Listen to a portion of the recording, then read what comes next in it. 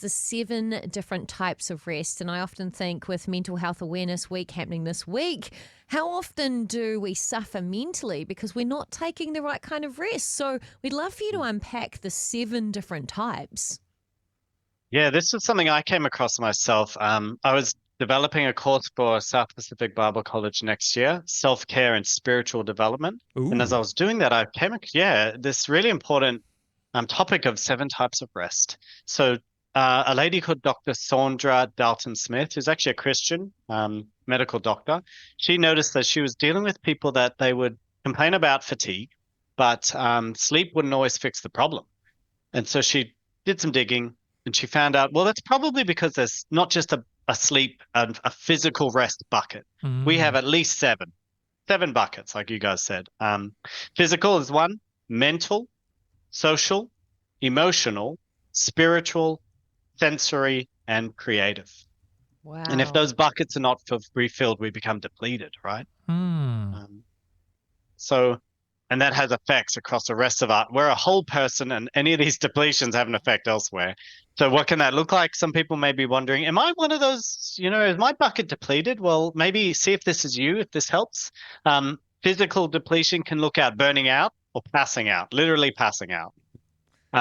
Mental depletion can be feeling overloaded or like your brain is foggy, which we all get that sometimes. Social depletion can be you're just sick of people. Leave people. I don't want to meet anybody anymore. Leave me alone. Emotional depletion is you're on the verge of tears or anger, an outburst of emotion. Or the opposite. You are feeling nothing. You're empty. You're desensitized. A spiritual depletion can be an emptiness of purpose or connection or belonging or community.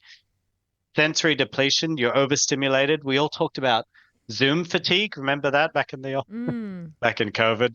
Or having headaches, lots of headaches. And creative fatigue can be or depletion can be writer's block, but also we have to solve a lot of problems in our lives. And we need creative energy to do that. We need to be creative in our problem solving. And if we're depleted, then we're not going to solve any problems anymore. So those are what they can look like. For you guys, are there any of those buckets that sound like you? I'll let you start, Andrew, because I feel like I recently had quite a break from work. Fair enough. It's funny. This parallels with something I've noticed in my own life, that it's very easy to kind of be head down and just getting on with stuff and needing somebody from the outside to tell you that you needed to take a rest. Because we had a staff meeting just recently and they got up and said, hey, there's some of you who need to go on leave because you've got up to like 300 hours of leave stored up. And I was like, oh, 300 hours of leave. Oh, wow. Those people. Well, guess who got an email? So I've actually scheduled a break for the start of November. But I do notice, so there's the physical dimension to it, but also how that can affect the creative side of things as well. It's amazing when you have taken one of those breaks, and, this job in particular, I suppose, leans more heavily on the creative. I'd say that I notice after I've had a break, oh, actually, I really needed that because it's so much easier to come up with the ideas that I need to do the job. So I'd say probably the physical and the creative would be the 2 that most I'm most depleted on. Oh, good. That's excellent. You want to say anything like that? John, it's quite interesting because when I went away for 5 weeks, I was hoping to get physical rest, more sleep, because I don't get that much doing this job. But I found because of traveling, you're catching up with people, there's a lot of social engagements, you stay up later and then you get up early because you're catching trains and so on and so forth. So I didn't physically get more rest, but I did get mental rest and I did get sensory rest. So I really felt like it was really good for me because all the administration that you have to, hold on to when you are a busy mum that works and has kids that are doing various activities, I felt like the mental load of the family, like bearing that weight, I could kind of park that for a while. So I got recharged in that facet. And then I also got a bit of a sensory break because, when you come into the show doing radio like we do every day, it's like you've got the loud ads, you've got the songs, you've got your headphones on, you've got the bright lights at sort of 5 in the morning, and it can be quite a sensory overload. So I got a real break from that. I would like to have some more creative rest, though. I feel like, doing some art or some music would be nice, but I didn't do any of that when I was away. No, that's it.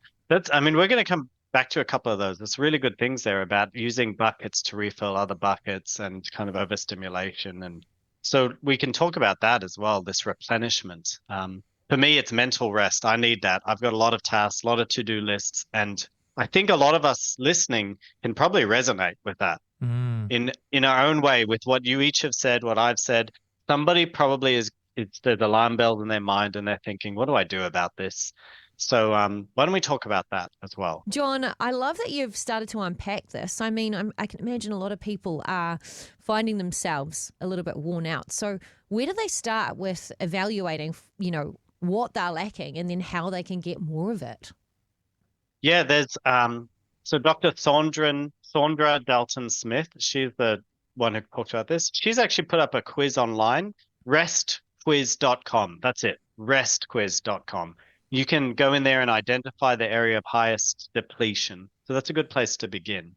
And then in terms of filling that up, many of us are like so busy, we don't know where we're going to fit it in. Well, what you can do is you're going to go to bed at night. You've got to sleep at some point. So don't scroll Instagram for 2 minutes. Just look at that deepest need. Maybe if it's mental rest, write down tomorrow's top 3 priorities. Get them out of your head onto a page. For social rest, maybe you can agree just to text your best friend and share one funny story that happened that day. For emotional rest, you can silently name the emotions you're feeling right now or today. And that can help regulate those a little bit better. So there's small ways you can do this. But really, I think many of us think when it comes to rest, that means stopping, slowing down, doing nothing. Actually, not necessarily. We had this experience in my household. My wife, she loves gardening and mowing the lawn and things like that. And for me, that's draining. That drains me dry. And so I became suspicious of her. I'm like, what are you doing? You need to rest. Yeah. But what we found out is she gets restoration from active rest and I get it from passive physical rest. So she was refilling her bucket. But to me, I was suspicious. So find out what works for you. If you need social rest, you may think isolation will do it, but no. Maybe it's spending time with those who encourage you, those who lift you up. Go find them, spend time with them. So sometimes we have to be creative in the ways we refill as well. Have we got time for one more idea? Oh, yes, Go on then, please. yes. One that I found interesting is we can actually use one bucket and refill another. Okay, how does that work? If you are, again, mental health week, I keep coming back to a few key buckets. If you're mentally drained, you've got no more room for thoughts. One thing you can do is go paint or go mow the lawn. And that creative time can give your mind time to declutter. Yeah.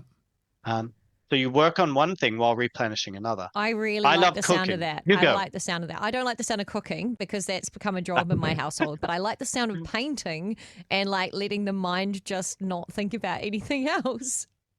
Exactly. That's right. It's so clever. I mean, it seems like counterintuitive, but that's the thing is once you find out more about how you work, you'll find out what works for you. Hey, thank you so much for joining us as part of the Rhema whānau. We really appreciate your company. And if you'd like to check out more stories like that one, just click here. In fact, our channel has a whole bunch just like this, stories that can encourage you and inspire you and make you more aware of what other people's lives are like in Aotearoa and around the world. So maybe you could subscribe right here.